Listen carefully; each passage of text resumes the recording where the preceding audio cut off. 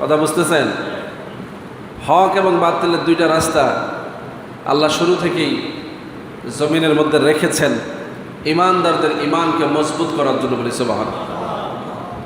ধৈর্যশীলদের ধৈর্যকে আরো বড় করার জন্য।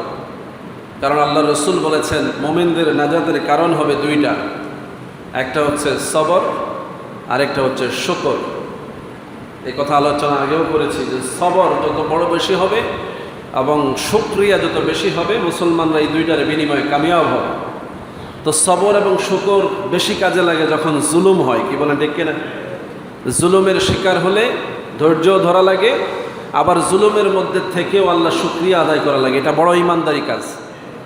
এই সময় যারা হতাশ হয়ে যায়, এই সময় যারা বিভ্রান্ত হয়ে যায়, তারা ঈমান হারা হয়ে যায়। আর এই সময় যারা সঠিক সিদ্ধান্ত নিয়ে জমিনে অনড় অবিচল থাকে, এরা হয় শহীদ হবে, নয় গাজী হবে, এরা জান্নাতি হবে। সুবহানাল্লাহ। এজন্য পৃথিবীতে যত বিপর্যয় হয়েছে, মুসলমানদের উপরে জুলুম হয়েছে, মুসলমানরা কখনো ঈমানের দিক থেকে দুর্বল হয়, তারা কখনো হতাশ হয় না। এজন্য আজকের পৃথিবীতে আল্লাহ রাব্বুল আলামিনের পক্ষ থেকে মুসলমানদের উপরে যত জুলুম এই ইহুদি জাতিদের দ্বারা হচ্ছে, এটা অস্বাভাবিক কিছু নয়। এটার মধ্যে মুসলমানদের জন্য শিক্ষা আছে। মুসলমানরা যদি ইহুদিদের বিরোধী হয়, মুসলমানরা সম্মানিত হবে। মুসলমানরা যদি ইহুদিদের সাথে দালালি করে, অসম্মানিত হবে। কথা বুঝতে পেরেছেন? এটা মাথায় রাখতে হবে। আজকের এই মুহররম মাসকে কেন্দ্র করে আল্লাহর হাবিব সাল্লাল্লাহু আলাইহি সাল্লামের একটা হাদিস রয়েছে। রাসূল বলেছেন, সুমু আশুরা ওয়া খালিফু ফিহিল ইয়াহুদা ওয়া খালিফু ফিহিল ইয়াহুদা। তোমরা মুহররম মাসে রোজা রাখো, তবে ইহুদিদের বিপরীতে রাখো। ইহুদিদের সাথে মিল রাইখো না। কথা বুঝতেছেন? দ্বন্দ্বটা আজকে ইরানে লাগে নাই, 1400 বছর আগে মদিনায় এই দ্বন্দ্ব ছিল। গত জুমায় বলেছি, খায়বরের ইহুদিরা ষড়যন্ত্র করত মুহাম্মদ রাসূলুল্লাহকে হত্যা করার জন্য, করতো কিনা? ওরা তো আল্লাহর নবীকেও রেহাই দেয় নাই, নবীর উম্মতকে রেহাই দিবে কিভাবে? এজন্য আপনি আমি তাদের কাছে রেহাই পেয়ে যাব এই আশা করার কোনো সুযোগ। যতবার মুসলমান এই ভুল করেছে, ততবার মুসলমান মার খেয়েছে। এই যে এখন আবার একটা ভুলের মধ্যে যেতে বাধ্য করলো কারা? ইহুদিদের বড় ভাই খ্রিস্টানেরা। সবসময় খেয়াল রাখবেন, ইহুদিদের বড় ভাই কারা?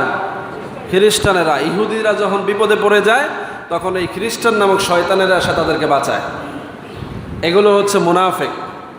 এগুলো মুসলমানদের সাথেও সম্পর্ক রাখে, ইহুদিদের সাথেও সম্পর্ক রাখে। ওই যে আল্লাহ রাব্বুল আলামিন বলেছেন, ওয়া ইযা লাকুল্লাযিনা আমানু ক্বালু আমান্না ওয়া ইযা খালাউ ইলা শায়াতিনহিম ক্বালু নাহনু ইন্না মাআকুম। এই শয়তান হচ্ছে এমন, মুমিনদের সাথে যখন মিলিত হয় তখন বলে আমি তো ঈমানদার। এটা তার হচ্ছে মুখের কথা, মুমিনদেরকে ধোঁকা দেওয়ার কথা। আর যখন সে তার নিজের দলের সাথে জড়িত হয়, দেখা হয়, সাক্ষাৎ হয়, তখন বলে আরে কি বলো, আমি তো তোমাদেরই লোক, ওদের সাথে তো মশকারা করেছি। নাউজুবিল্লাহ বলবেন না? খ্রিস্টানরা হচ্ছে প্রকৃতপক্ষে ইহুদিদের পক্ষে দালাল, তাদেরই লোক। কিন্তু মুসলমানদের সাথে তারা সুসম্পর্ক রেখে মুসলমানদেরকে বোঝাতে চায় যে আমরা তোমাদের বন্ধু। গত 50 বছর ধরে আপনি অ্যানালাইসিস করে দেখেন, মধ্যপ্রাচ্যের সকল মুসলিম কান্ট্রির সাথে সুসম্পর্ক রেখেছে আমেরিকা। কিন্তু আজকে যখন মুসলমানদের সাথে যুদ্ধ হলো, সবার আগে হামলা করেছে আমেরিকা। কি বলেন? তো বন্ধুর প্রতি তুমি সহযোগিতা না করে শত্রুর সাথে মিলিত হয়ে বন্ধুর উপরে হামলা করলা, তাহলে আল্লাহর কোরআনের আয়াত সত্য না মিথ্যা? যুগে যুগে এই সত্যকে উপলব্ধি করেছে যে মুসলমানরা, তারাই কামিয়াব হয়েছে। ইরান আকীদাগতভাবে কিছুটা দেখার বিষয় না, তারা মুসলমান। তারা ইসলামের পক্ষে কখনোই কারোর সাথে আপোষ করে নাই, এটা তাদের একটা ভালো গুণ। কাফের মুশরিকদের সাথে তারা আপোষ করে নাই, কিন্তু এবার বাধ্য করা হয়েছে। এটা একটা বিপদের কারণ হবে। এই যে যুদ্ধবিরোধীতে তারা বাধ্য হলো, এই বাধ্যবাধকতা ইসলামের মধ্যেও শান্তি আনবে না, পৃথিবীতেও শান্তি